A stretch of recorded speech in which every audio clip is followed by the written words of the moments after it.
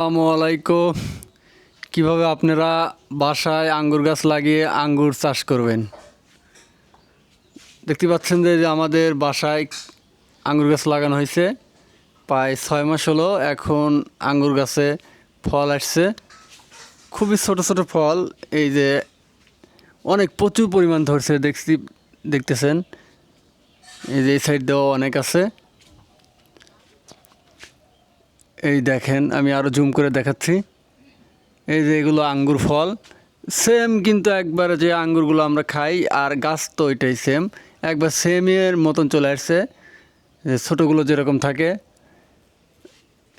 এখন বর্তমান আগে চালে উঠে যাচ্ছে আস্তে আস্তে।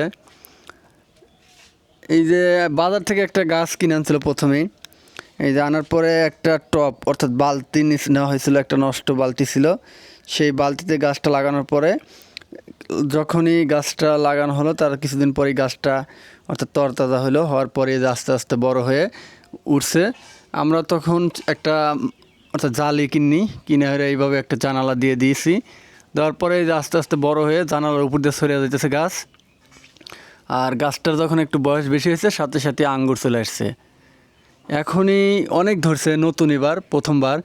যদি 2-1 বছর হয় কিংবা 2-4-6 মাস হয়, দ্বিতীয়বার তো আরও মনে হয় ধরবে। গাছটা বড় হচ্ছে এবং আঙ্গুরের পরিমাণও বৃদ্ধি পাবে এবং আঙ্গুরের ফলের পরিমাণ বৃদ্ধি পাবে, সব কিছুই।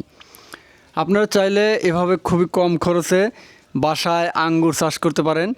আর এখন বর্তমান বাংলাদেশেও আঙ্গুর হয় চাষ, শুধু বিদেশে না, দেশেও সম্ভব যদি চেষ্টা করেন।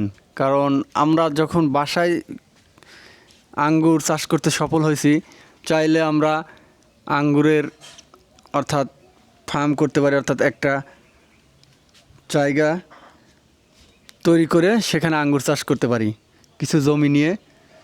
খুবই সহজ টেকনিক, আমি আবারও দেখাইতে চাই। যে একটা বালতি নেবেন, বালতির ভিতরে চারাটা লাগিয়ে কিছুদিন রাখার পর বালতিটা মাটির ভিতর পুঁতে দিবেন একটু নিচের ভাঙ্গা, তাহলে বড় হলে যেন অর্থাৎ মাটির ভিতরে চলে যায় গাছটা।